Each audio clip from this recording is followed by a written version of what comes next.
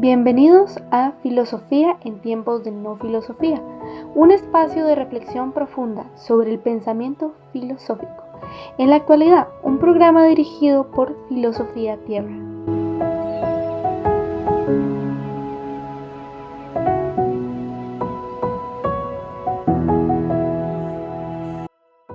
Yo te guío por el camino de la sabiduría, te dirijo por sendas de rectitud.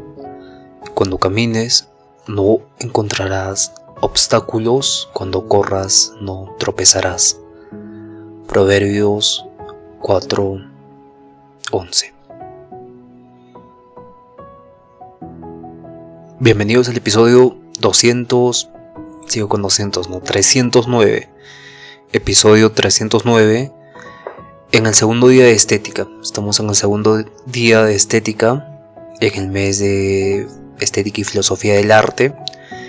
Y hoy nos toca, hoy vamos a hablar de Kant, ¿no? Vamos a hablar todo este mes de distintas concepciones que los filósofos tuvieron sobre la belleza, sobre el arte. Y en el día 31 vamos a explicar cómo muchos artistas conceptualizan qué es el arte, ¿no? El día de mañana vamos a hacer David Hume, Alexander Baumgarten, Aristóteles, Edmund Burke, Friedrich Schiller, Hegel, Theodor Adorno, John Dewey. Entonces vamos a abordar muchos filósofos a lo largo de este mes, y uno de ellos es Kant. Kant es, como saben, un filósofo muy interesante y que propone algo completamente revolucionario, ¿no? En su mismo libro menciona que hace un giro copernicano, pero en filosofía, en el pensamiento. Y claro, Immanuel Kant habla sobre lo sublime, sobre lo bello como algo desinteresado, pero que a veces es universal, ¿no? En el juicio estético. Entonces para Kant el juicio estético es una forma especial de juicio, ¿no? No depende de conceptos ni de intereses personales, sino pretende una validez universal, ¿no? En esta crítica del juicio de 1790, 1900, estoy dándole más vida a Kant, pero igualmente seguimos estudiando a Kant mucho tiempo después de que haya partido, ¿no? Más de 200 años, y seguimos leyendo a Kant porque Kant es este constructivista que intenta resolver el problema del racionalismo y el empirismo, y claro, nos habla de los a priori, ¿no? Que es una teoría es muy profunda, de hecho. Y claro, Kant introduce una visión revolucionaria de qué significa lo estético, ¿no? Entonces la belleza no se encuentra en el objeto ni en un gusto arbitrario que tengamos, ¿no? O sea, ya en la otra clase hablamos sobre que el arte pasa a ser subjetivo en la época contemporánea, mientras que en la antigüedad, con Aristóteles, el arte era la parte oculta de las cosas, ¿no? Lo que estaba ahí en las cosas mismas, pero estaba oculto, ¿no? El arte como copia, la mímesis.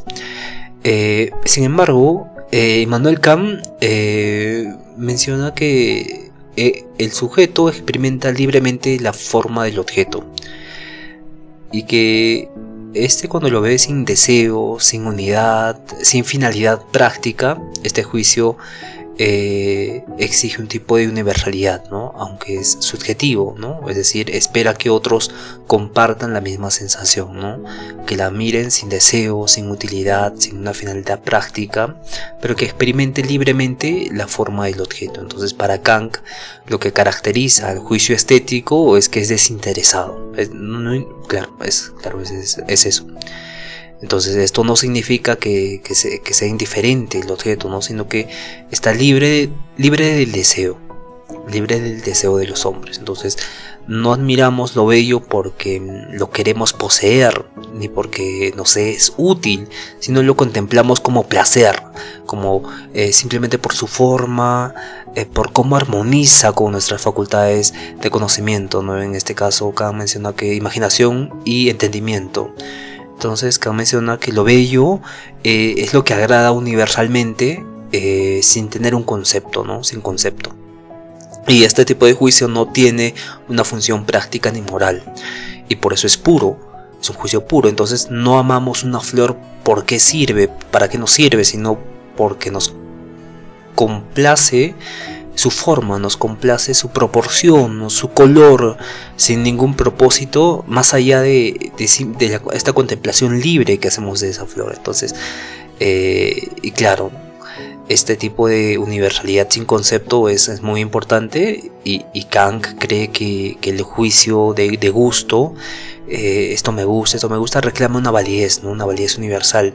Y cuando decimos esto es bello, no solo estamos diciendo que me gusta, sino estamos diciendo debería gustarte. Y claro, esta exigencia no se basa en reglas, sino en una comunidad de sensibilización sobre aquello que compartimos los seres humanos sobre el objeto que estamos contemplando. Entonces el juicio estético es, claro, va a medir, está en el medio del entendimiento, que sería lo objetivo, y la sensibilidad, que sería lo subjetivo, ¿no? Está construyendo este puente entre la naturaleza, que es objetiva, y la libertad, que es la sensibilidad que nosotros tenemos, ¿no? Entonces, por esto lo valoramos, ¿no? Porque está en el medio de esto. Entonces Kant hace que el juicio estético sea una pieza clave para esta autonomía del sujeto moderno, que tiene esta experiencia donde ejerce su libertad de pensamiento, y que no requiere una coerción externa, ni una función, ni un dominio, sino que es libre, ¿no? La libertad de pensamiento.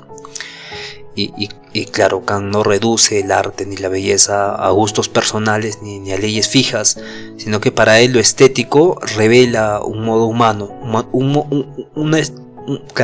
modo humano de relacionarse con el mundo, más allá de la lógica, más allá del interés, más allá de la utilidad, ¿no? Entonces el juicio estético es una experiencia libre, una experiencia desinteresada, ¿no?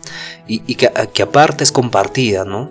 Es compartida en esta apertura hacia la posibilidad, hacia la posibilidad de este sentido común que tenemos todos, ¿no? de un juicio estético. Y claro, para abordar más este juicio estético, o también la pureza de este juicio estético, tenemos que hacernos la pregunta, ¿no? ¿Por qué nosotros encontramos algo bello, ¿no? ¿Por qué consideramos que algo es bello? Como por ejemplo los cachorros. Los cachorros tienen esta ternura innata que hace que nosotros miremos y digamos qué tierno. Entonces esto es muy, muy interesante, porque nos podemos hacer la pregunta: ¿por qué lo deseamos? ¿Por qué no nos sirve? ¿Por qué no tiene propósito? Pero sin embargo es tan adorable, es tan bello, ¿no? Y según Kant, existe una belleza auténtica, que va a despertar este juicio estético puro, y que no va a depender de intereses, ni de necesidades, ¿no? Sino que surge de esta experiencia libre, sin fines, sin utilidad, sin deseo, sin nada, ¿no? Y ese es el núcleo de este desinterés estético: mirar sin querer poseer, admirar sin querer usar, ¿no? Y claro, esto es algo muy profundo en el ser humano. Y claro, para Kant el juicio estético es aquel juicio que se hace sin interés, ¿no? Es aquella, cuando Kant habla de juicio, no habla de emitir juicios. Yo te digo esto, entonces entiendo un juicio, sino se trata del mismo entendimiento de cómo estoy adquiriendo esa cosa, cómo estoy conociendo aquel objeto. Entonces no evaluamos la belleza como útil, como moral, ni como placentera en el sentido físico, porque no hay deseo, no hay apetito, ¿no? Cuando decimos esta flor es bella, o sentimos, o para nuestro interior decimos esto, no lo decimos porque queremos cortarla o porque nos da algo, sino la admiramos por esta armonía que genera en nuestra percepción, ¿no? Y en la crítica del juicio, Kant menciona que el juicio de gusto es totalmente desinteresado. Y claro, el objeto debe agradar por sí mismo, ¿no? Y este desinterés hace del juicio estético una forma única de relación con el mundo, ¿no? Porque este tipo de contemplación no utilitaria y libre es lo que nos permite estar experimentando un tipo de placer, pero ni siquiera eso, ¿no? Ni siquiera un placer, sino un tipo de contemplación sobre aquellas formas que consideramos agradables, que surgen por sí mismas, ¿no? Y al surgir por sí mismas afectan nuestra percepción. Y claro, el desinterés también implica que el sujeto se siente libre de emitir su juicio estético, ¿no? No hay una coacción externa de que te diga esto es bello, míralo. Ni normas fijas que dicten lo que debe parecerte bello, ¿no? Entonces el placer que sentimos ante la belleza es un placer reflexivo, no basado en una lógica ni en la sensorialidad bruta, sino un tipo de armonía entre nuestras facultades de imaginación y entendimiento. Y claro, este equilibrio produce una sensación de libertad interior, porque no queremos poseer el objeto, entonces solo queremos contemplarlo, ¿no? Y aunque esta experiencia parece subjetiva, Kant afirma que nosotros reclamamos que otros compartan ese juicio, ¿no? Pero no lo hacemos abiertamente, sino lo hacemos indirectamente, ¿no? Bueno, ni siquiera indirectamente, sino que ya está en nosotros este tipo de compartir esta visión de qué es lo bello, ¿no? De emitir este placer reflexivo, ¿no? Sobre la belleza. Y por eso el juicio estético puro es también una vía hacia la comunidad, ¿no? Una vía hacia entrar en un grupo social que determina qué cosa es bella, ¿no? Pero eso se da de forma armónica. Tiene este lenguaje universal no verbalizado, ¿no? Y claro, esto es algo completamente interesante porque vimos cómo el entendimiento y la imaginación hacen que tengamos este placer reflexivo cuando vemos una imagen, que nos sentimos libres de emitir juicios, libres de una coerción, libres de todo, pero lo consideramos bello, ¿no? Entonces este desinterés estético no es indiferencia, sino una forma de atención profunda, atención plena. Y para Kant ahí reside, ¿no? Ahí reside la pureza del juicio estético, en poder disfrutar sin buscar nada a cambio, sin necesidad de usarlo ni apropiarlo. Entonces la belleza se entiende como algo que nos libera del egoísmo funcional, ¿no? Que desea, quiere, exige y nos revela una dimensión de existencia donde la contemplación basta solo por la contemplación, ¿no? Contemplamos algo solo porque contemplamos algo, ¿no? Y claro, esto es algo completamente profundo, porque llegamos a otro concepto que es la universalidad sin conceptos, donde la belleza espera o aspira o quiere ser compartida, ¿no? Pero sin un concepto, sino simplemente por esta contemplación misma, ¿no? Por esta unión de la imaginación y el entendimiento que nos da, que desemboca en un placer reflexivo. Y claro, imagina, digamos, que contemplas una pintura y dices, esto es bello, ¿no? Y aunque no se trata de una experiencia subjetiva, Kant señala que al expresarla, esto es bello, esperas que los demás estén de acuerdo contigo, ¿no? Pero aquí la pregunta es cómo es posible exigir a un acuerdo sin juicio si se basa en la experiencia personal y que esa no es una regla, ¿no? Aquí aparece esta idea revolucionaria de Kant sobre el juicio estético y que este es subjetivo, pero tiene una pretensión universal, ¿no? De universalización. Y claro, esto se logra sin necesidad de conceptos. Entonces para Kant, cuando emitimos un juicio estético, no lo hacemos a través de ideas y definiciones, sino mediante el sentimiento de placer o el sentimiento de desagrado, ¿no? Que algo va a despertar en nosotros, ¿no? Aún así, cuando decimos esto es bello, no hablamos solamente de nuestros gustos privados, sino que hablamos como si todos debieran compartir ese sentimiento, ¿no? esto es adorable. Entonces es muy interesante cómo en las películas se refleja esto, ¿no? Pasa una escena y todos dicen no, y claro, entonces no lo decimos verbalmente ni con conceptos, pero hay un cierto tipo de sentimiento de placer, ¿no? O de sagrado también. Entonces llamamos bello aquello que agrada universalmente sin concepto. Esto es importante, tal vez anótelo. Llamamos bello, para Kant, llamamos bello a aquello que agrada universalmente sin concepto. Y esto significa que la belleza no se define por reglas o por el número áureo como vimos ayer, ni se demuestra con lógica, ¿no? Como por ejemplo podría ser un Aristóteles explicando que la tragedia nos conmueve y nos hace hacer catarsis y por eso es bello, ¿no? O por eso nos agrada, por eso nos hace reflexionar.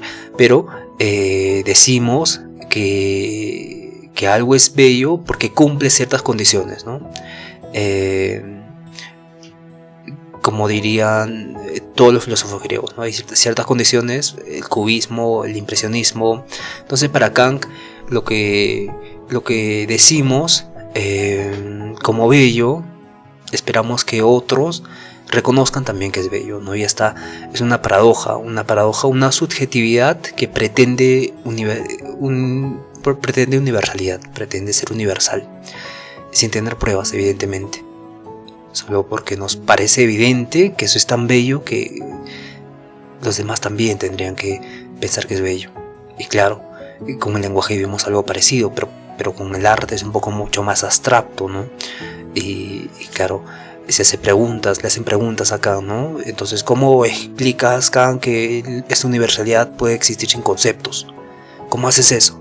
Entonces Kant responde, porque todos compartimos las mismas estructuras cognitivas, las mismas facultades de imaginación, entendimiento, los mismos a priori, todo. Entonces cuando decimos que algo es bello, no lo imponemos, pero sí apelamos a una capacidad común de sentir esa cosa y que sea bella. Entonces este juicio no es lógico, no es moral, no es útil, más bien es reflexivo. Y claro, ahí está la brillantez de Kant, ¿no? Porque surge un libre juego entre la imaginación y el entendimiento. Y en esa armonía espontánea sentimos placer, ¿no? Y como todos tenemos esas facultades, aunque cada quien experimente distinto, hay un terreno común donde puede haber un acuerdo, un consenso y genial, ¿no? Y claro, así el juicio estético no es ni completamente subjetivo ni completamente objetivo, más bien es el puente, una zona intermedia donde el gusto personal se revela como algo compatible, ¿no? Como algo compatible con otros que se comparte y algo que puede ser comunicado sin necesidad de definiciones, ¿no? Entonces es por eso muy interesante Kant cuando habla del juicio estético, ¿no? Porque nos enseña que la belleza no es solo un asunto privado, ¿no? Aunque nace de una experiencia subjetiva, aspira a una universalidad sin conceptos, ¿no?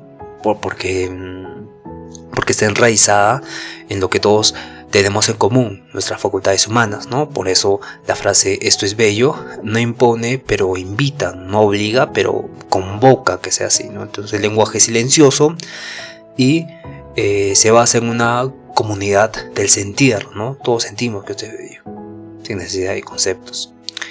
Y claro, existe una libre armonía de las facultades. Y claro, aquí entra en juego, ya entendimos la estética de Kant, ¿no? Pero aquí hay que entender otra cosa más. El juicio estético no es una forma de deducción lógica. Es esta experiencia interna que intenta ser universal. Por eso mencionamos antes que la belleza es aquello que no impone, pero que es compartida por otros, ¿no? La belleza termina siendo universal sin conceptos, ¿no? Pero la idea de la libre armonía surge cuando Kant trata de ver esta coordinación espontánea de las distintas partes de una sociedad, considerando lo bello, ¿no? Porque claro, para esto Kant tenía que explicar Ya está bien, Kant, aceptamos que hay una universalidad sin conceptos. Pero ahora explícame tú cómo vas a hacer para que exista una coordinación armónica donde todos en un cierto momento determinamos que eso es bello. Entonces, Kant mencionaría que entonces estas facultades no están obligadas por una regla externa, sino que funcionan libremente. Y al funcionar libremente tienen un tipo de sintonía perfecta, ¿no? Un tipo de... bailan juntas, es decir, un tipo de... un baile ensayado, ¿no? Pero a nivel del entendimiento, de la reflexión. Todos están de acuerdo en cierto punto en que aquello es bello, ¿no? Y Kant dice, el juicio es gusto,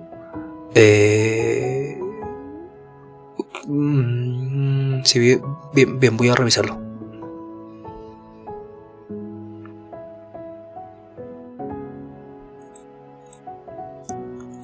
Ok, yo tengo. El juicio de gusto es el que representa un objeto como objeto de una satisfacción universal sin concepto. Voy a repetir. El juicio de gusto es el que representa un objeto como objeto de una satisfacción universal sin concepto.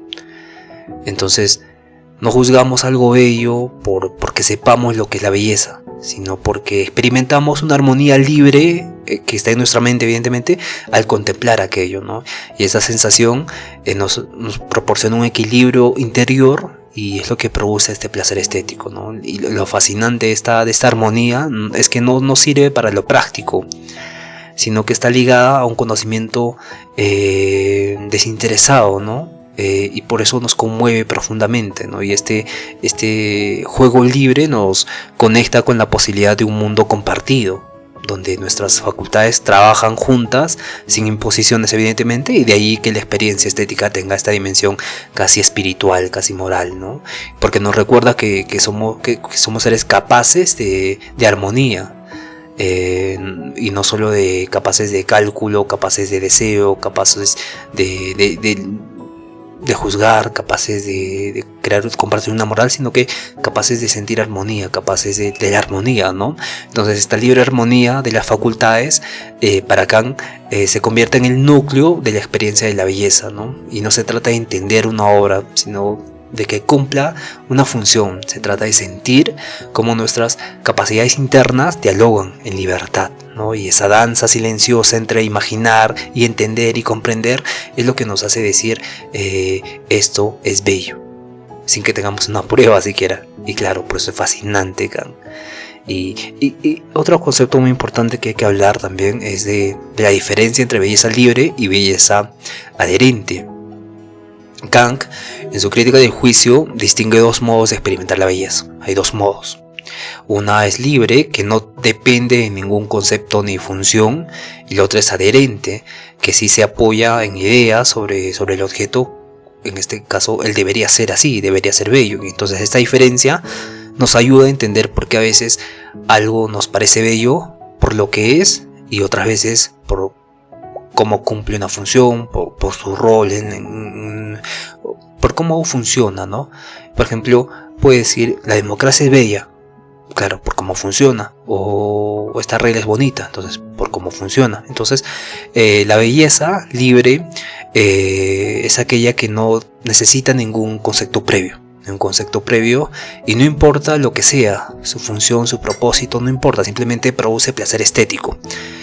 Un ejemplo puede ser la flor, una pintura abstracta, una melodía que no tenga letras, un tarareo, un cuadro, una poesía, lo que fuese. Aquí no se trata de si la flor es útil, de si el dibujo es útil, de si la poesía dice algo. Solo importa la forma, la proporción, la armonía, ¿no? Y este tipo de belleza es más pura, porque según Kant, surge esta libre armonía de las facultades sin que se interfieran conceptualmente, ¿no? No hay un concepto que tenga en mi inconsciente que me diga esto es bello porque me recuerda a mi niñez, no, sino que esto es bello pero no entiendo por qué es bello, ¿no? Esto es bello porque existe una armonía interna que está ocurriendo y me hace ver como eso bello, me hace contemplarlo.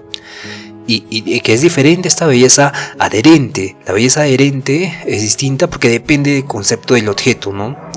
Si juzgo porque esta va a cumplir un propósito útil, va a expresar una esencia correctamente, por ejemplo, ¿no? Más allá de la democracia de los constructos sociales, diríamos, ¿no? Un caballo fuerte y bien proporcionado es un buen animal de carga, ¿no? Es bueno. Es bueno, claro, y un edificio que, digamos, refleja una idea como un templo o un palacio, diría, no, esto es imponente, esto es bello, esto es, claro, esto es imponente, esto es bello, y un retrato que representa, digamos, un tipo de fidelidad, un tipo de acompañamiento, un tipo de lucha, ¿no? Un tipo de dignidad del personaje que demuestra amor, por ejemplo, y que es un amor desinteresado y que es un amor puro, genera un tipo de conceptos que tengo sobre aquello, ¿no? Que es hermoso esto, ¿no? Que claro, está influido por algunos conceptos que tengo, que considero en función de que cumplen algo importante para mí. Entonces, en estos casos, el juicio estético no es completamente desinteresado, porque va unido a un juicio teleológico, ¿no? Y hablamos de la teleología, que se refiere a los fines. Es finalista, ¿no? Para repasar, porque también está unido con la ética ontológica kantiana y la ética teleológica. Son enfoques de la ética, ¿no? La ética ontológica menciona que no necesitamos de una ley universal. Necesitamos de una ley universal para que esto sea correcto, ¿no? Y hablaríamos un poco más, pero la esencia es que hay reglas fijas, universales, que nos guían, ¿no? Por reglas. Nosotros tenemos que seguir esto porque es el principio, y por este principio se va a considerar nuestra acción buena. Pero la teleología es por el efecto, ¿no? Si hago esto, pasa esto, y si pasa esto no es ético, entonces no lo hago, ¿no? Por el resultado. En este sentido, esta belleza adherente termina unido al juicio teleológico, ¿no? Porque lo bello es lo que se va a ajustar al ideal de un propósito, una esencia, y claro, si un objeto no cumple bien esta función teleológica, su belleza queda limitada o no adherida a esa finalidad de ese fallo. Y claro, entonces Kant muestra que no todo juicio es bello igualmente, es belleza igualmente, ¿no? Y a veces contemplamos sin pensar, y otras veces pensamos para contemplar algo. Ahí está, esa es la distinción clave que puedan reconocer acá. Entonces, la belleza libre es juego puro de las facultades, ¿no? Desde el entendimiento y la imaginación. Ocurre internamente en esta armonía que ocurre. Pero la adherente es una mezcla del juicio estético más el juicio conceptual, ¿no? ¿Qué significa para mí? ¿Qué propósito tiene? Entonces, ambos conectan con lo bello, pero solo la belleza libre, Kant diría que revela lo verdaderamente, claro, la verdadera naturaleza del juicio estético. Y bien, para hacer un repaso general, podemos decir que Kant, en la crítica del juicio de 1790, menciona que hay un juicio estético puro que tiene 3 características fundamentales: que es desinteresado, que es universal sin conceptos, y que es libre de armonía, que estas ocurren internamente, ¿no? Podemos decir que el desinterés estético no está ligado a los deseos, ni a la utilidad, ni a los conceptos morales, y apreciamos lo bello porque sí, sin querer poseerlo, sin querer usarlo, y esta actitud contemplativa es lo que distingue el juicio práctico y el juicio de agrado.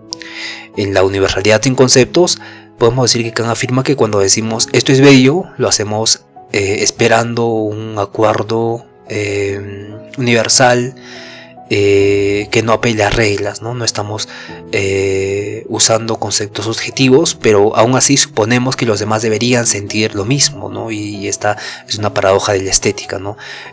Porque se convierte en lo subjetivo, pero que pretende ser universal, ¿no? Con un pretendimiento a ser universal. Y luego tenemos la libre armonía de las facultades, donde el juicio de belleza ocurre cuando la imaginación y el entendimiento trabajan en armonía, pero sin fijarse en ningún concepto determinado, ¿no? Y esta libre armonía es placentera y es lo que da origen a la experiencia estética genuina, a la estética pura.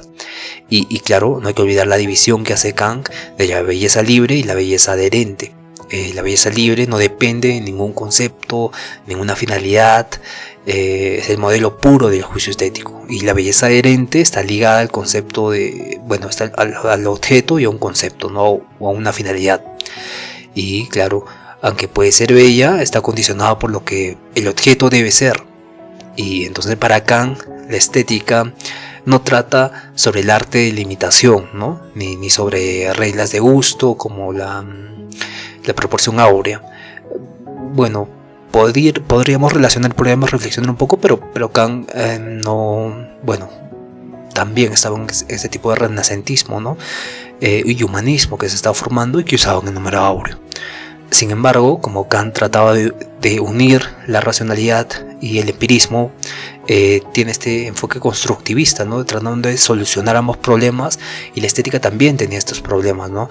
El arte como algo subjetivo y el arte como algo objetivo, que en este caso sería el número pi, pero para Kant la belleza es una experiencia subjetiva, pero que aspira a una validez común, a una universalización. Entonces es una forma de libertad del pensamiento, donde nuestras facultades juegan un papel armónico, se armonizan sin necesidad de conceptos, ¿no? Y así el juicio estético puro se convierte en un puente entre el mundo natural, que es objetivo, y el de la libertad, que es subjetivo, ¿no? Que es decir, subjetivo. Entonces fluye en el medio. Y claro, por eso Kant es un genio, porque no solo resuelve en epistemología el racionalismo y el empirismo, sino que resuelve también en estética y en ética también. Bien, gracias por escuchar. Fue un episodio muy interesante, y nos vemos al día de mañana, que vamos a hablar de David Hume y la crítica del gusto, ¿no? Como el gusto surge como una experiencia cultivada. Bien, nos vemos el día de mañana. Cuídense todos, conózcanse a sí mismos y por favor sean felices. Hasta el día de mañana.